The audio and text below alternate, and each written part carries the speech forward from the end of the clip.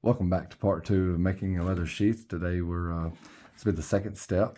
We're going to transfer this paper onto the leather, and there'll be some pauses.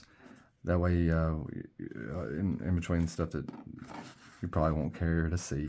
But we have our basic design. We're going to go down about this far, and we know from our basic design that we have plenty of room to work stitching or rivets. I think I'm going to go with rivets because rivets just seem more permanent, than, like stitches look nice, but rivets last longer. So with the Graham Satu, it is a folding knife, but it's big enough to where it might benefit from having a sheath at some point. So without further ado, I really like the pattern on right here on the edge. Like it looks nice, so that works out well. So I can easily transfer.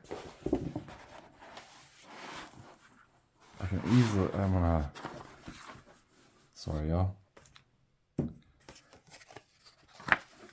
gonna lay my template down here and see if I can get all this in camera.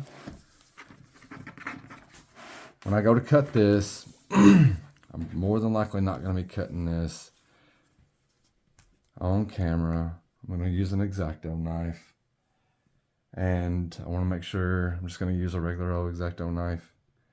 If that doesn't work, I'm going to be using this Hinder K-bar because it's an X-Acto knife. But as of right now, I'm just going to trace the pattern onto the leather. Okay, so here we are with our template traced out onto the leather. So now I'm gonna cut it out with an X-Acto knife, and I'll see if I can try to get some of this on camera. I want to keep it completely congruent. If this was I want to make sure this one's right,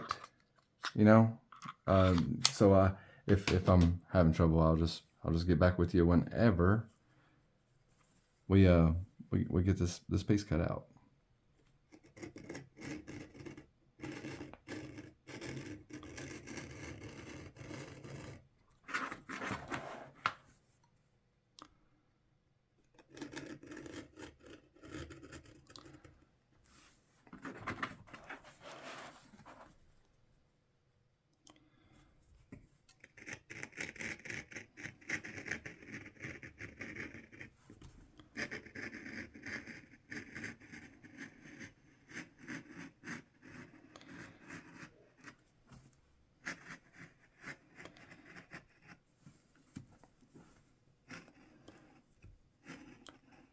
I can tell I'm going off, but I'm going, at least I'm not cutting in, I'm cutting out, and that's not a big deal because the grinder will take care of that at a later point in this series. I don't want to cut that far off though. This is top grain, I'm sorry. This is full grain leather that we're working with. And it is some of the hardest leather to mold, but it is some of the longest lasting. And I'd rather put in a little bit more work. Yeah, so I'm gonna go around it. Some of it cut out, some of it didn't. We might be able to rip. No, yeah, like.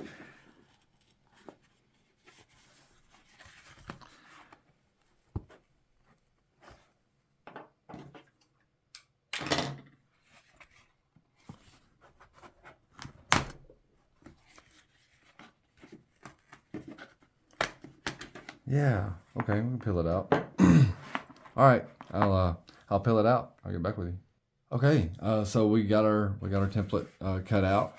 You see that sorry, I'm not used to this camera angle. But you see that we've overcut, which is fine. Like cutting in is more dangerous because you can't get that material back. But we've overcut quite a bit.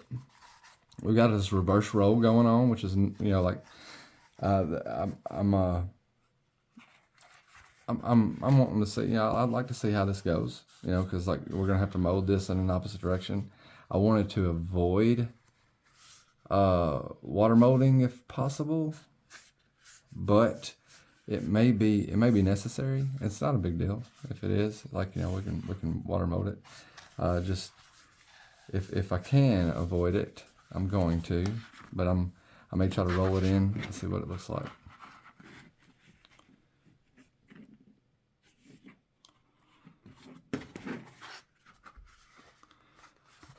Okay. That's going to make a pretty nice sheath, man. Like it's going to look pretty good. I think what I'll do with it, in some areas of the U.S., rust really gets to some of your high carbon steels. And like this will be housing high carbon steel.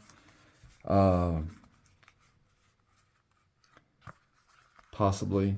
So the like what we want to do is avoid contact between that leather and the steel in case the knife is stored inside the sheath for long periods of time. What I may do next, which I think I'm going to either find some flannel or I'm going to find some denim, and I'm going to epoxy that to the inside of this. What I would need to do is I need to research and see whether I need to form fit it before adding the material on the inside, or if it's even a good idea at all. But that'll be my next step. So we've got our leather cut out. Thanks for joining. We'll catch you on the next video. Part 3, we will be getting this thing together.